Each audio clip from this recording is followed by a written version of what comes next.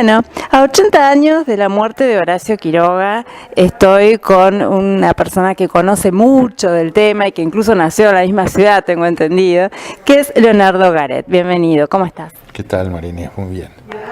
Bueno, tengo muchas preguntas que hacerte porque vos has escrito muchos libros y muchos de los cuales tienen que ver con Horacio Quiroga. Has ganado un premio, has prologado muchas veces su obra.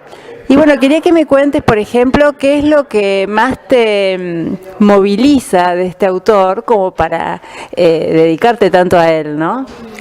Mira, María Inés, es una pregunta bastante difícil porque a mí una vez me dijeron si usted pudiera volver al pasado y quisiera encontrarse con alguien, ¿con quién lo haría? Y yo dije, con Quiroga tomando un café a orillas del Paraná. Pero ¿por qué eso? Eso es lo difícil porque hay tantos escritores importantes en su mismo tiempo, en la Argentina, en Uruguay, que a veces es una suma imponderable, ¿no?, de circunstancias que hace que uno se sienta muy cercano a ese autor. Hay empatías personales, hay predilección por algunos temas, sobre todo eso, ¿no?, predilección por algunos temas, y después un poco, María Inés, esa especie, digamos, responsabilidad que los que somos de su mismo lugar, del mismo lugar de alguien, sentimos por nuestros cercanos en el espacio, ¿no?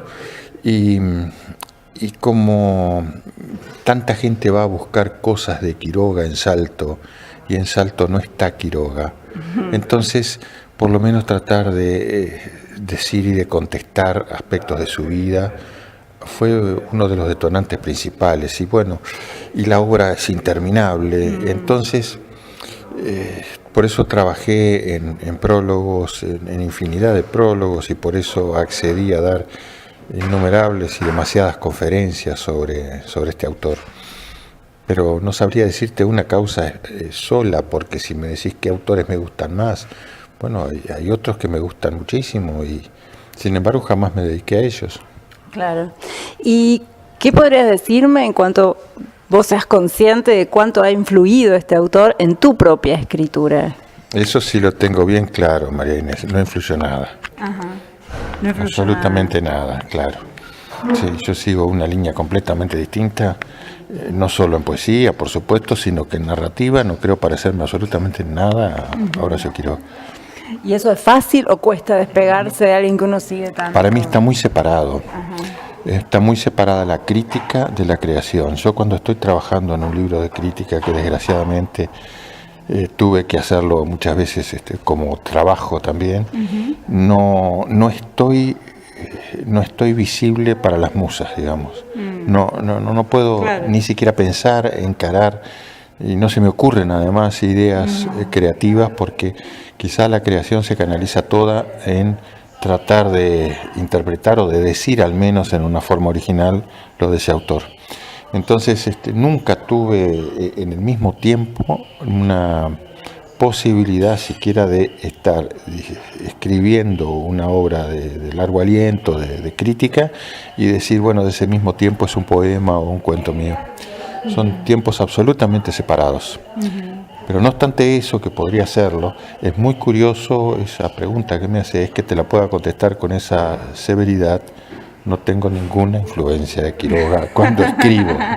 Porque uno siempre piensa que, bueno, uno lee algo y queda como dando vueltas, ¿no? Y como que puede quedar un resabio y que sin que uno sea consciente de eso pueda de alguna manera influir. ¿Y qué escritores sí crees que han influido en tu obra? Y puedo decir Cortázar, García Márquez, escritores posteriores. Ajá.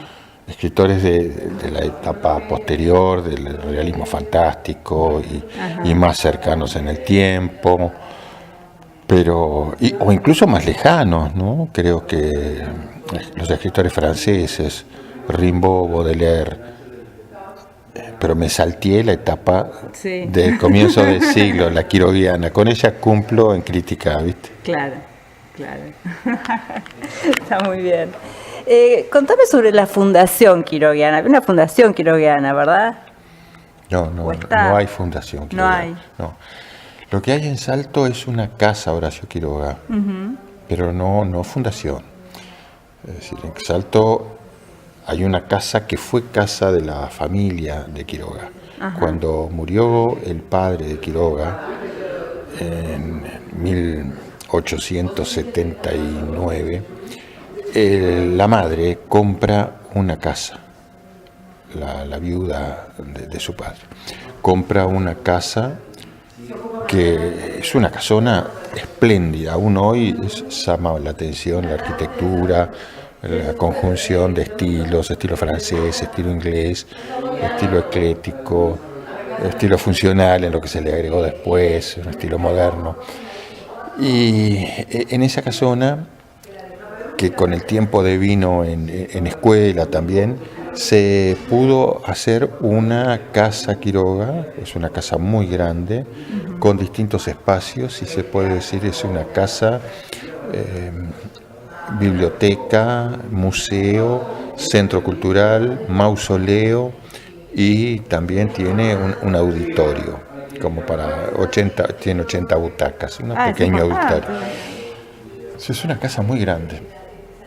Entonces, pero eso no es una fundación. Ajá. Eso depende, es de la Intendencia de Salto, y la Intendencia tiene sus funcionarios ahí, se puede visitar como si fuera, bueno, está abierta al público, y lo que hay ahí es todo auténticamente de Quiroga, es decir, a diferencia de lo que ocurre en la casa de Quiroga de Misiones, que de la casa original de Quiroga no queda nada, fue reconstruida la casa porque fue literalmente saqueada después de la muerte de Quiroga, y fue reconstruida una vez, y fue ahora cercano en el tiempo, fue reconstruida por segunda vez, y se hizo un gran centro allí, pero sacando no sé qué elementos propios, auténticos de Quiroga que hubiera ahí ahora, yo no la visité ahora, que muy poco o nada debe quedar, no hay nada en esa casa que haya sido de Quiroga.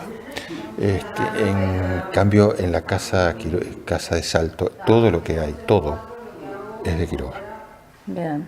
Incluso, como te digo, la palabra mausoleo, incluso está las cenizas de Quiroga ahí, cenizas que están dentro de una de las estatuas quizás más valiosas que hay acá en el Uruguay, que es hecha por el escultor ruso Stefan Ercia, que estuvo en Buenos Aires, estaba en esos tiempos en que murió Quiroga, y se le pidió que hiciera una escultura. Lo hizo en un árbol, una raíz de algarrobo muy grande, de un porte de más de un metro y medio más o menos, y talló la cabeza de Quiroga ahí, en un agujero que se hizo dentro de la parte de atrás, en la nuca, diríamos, de la cabeza, hay un tubo metálico que contiene las cenizas de Quiroga.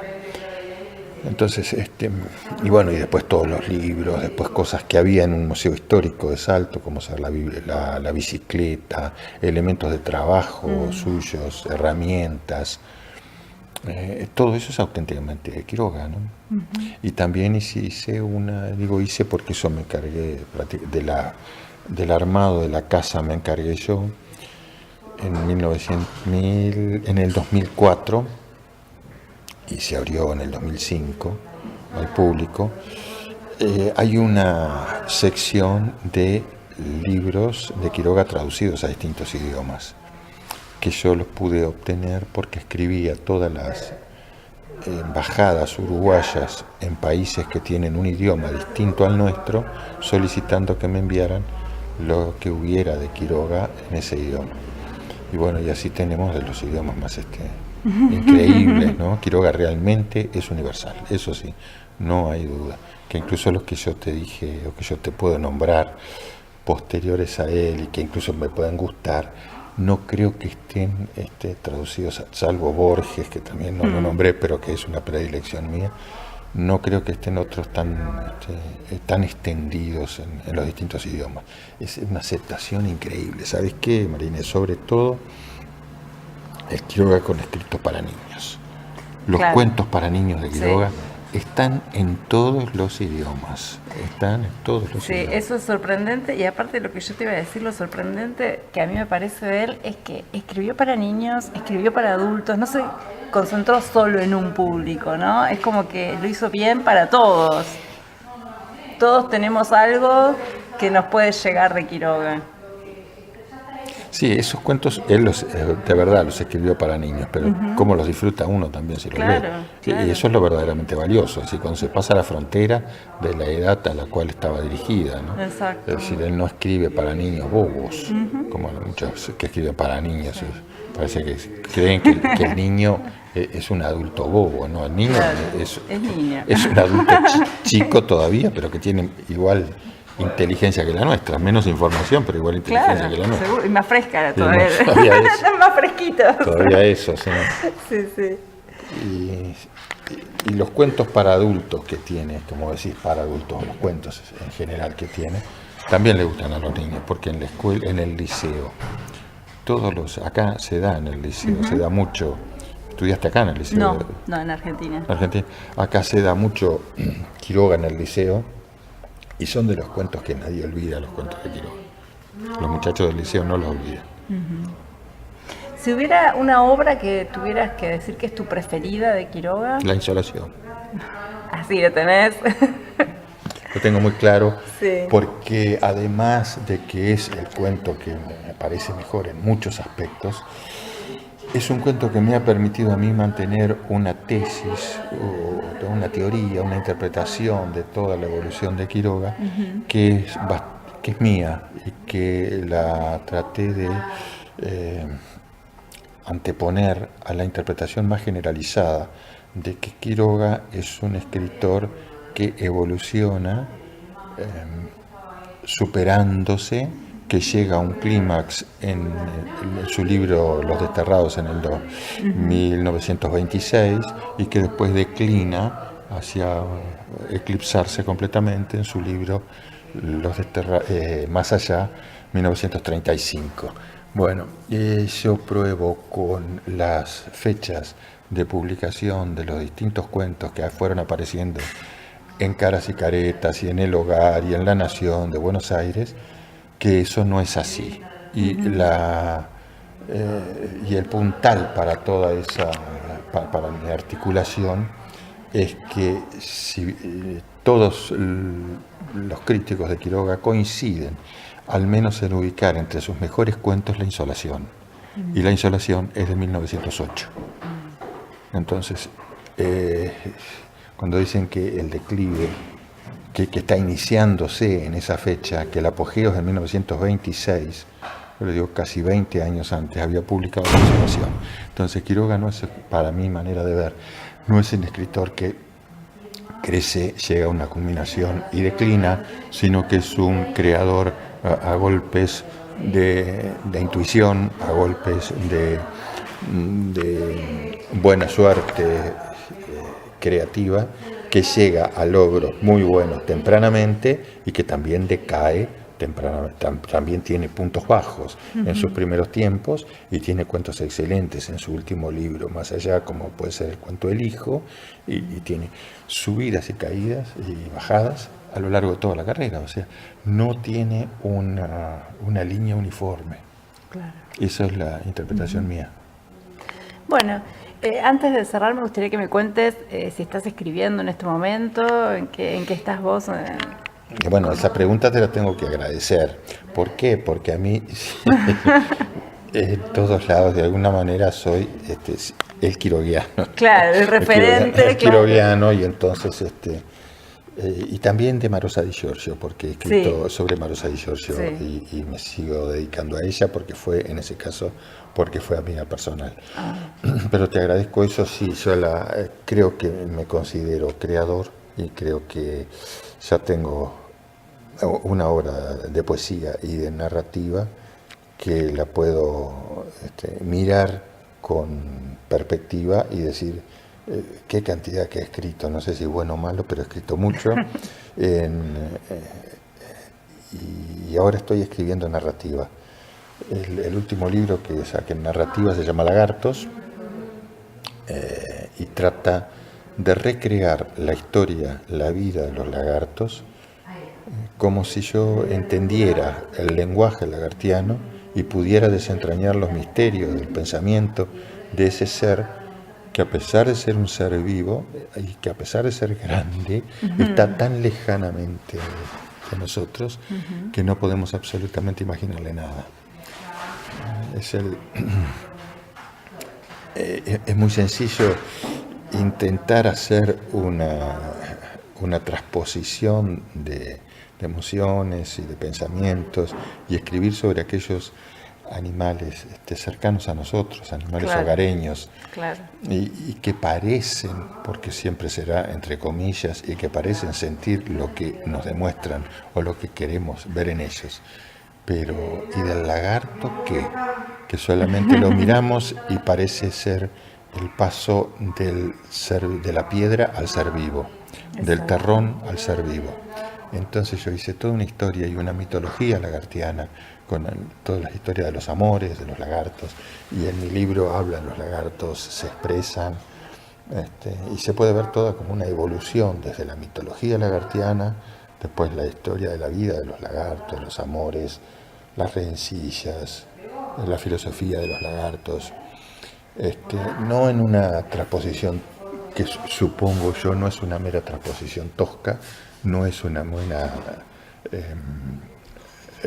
metáfora de lo que podemos sentir los humanos, sino que creo realmente que me metí lo suficiente en el tema y el tema en mí como para poder decir, invento el mito de los lagartos.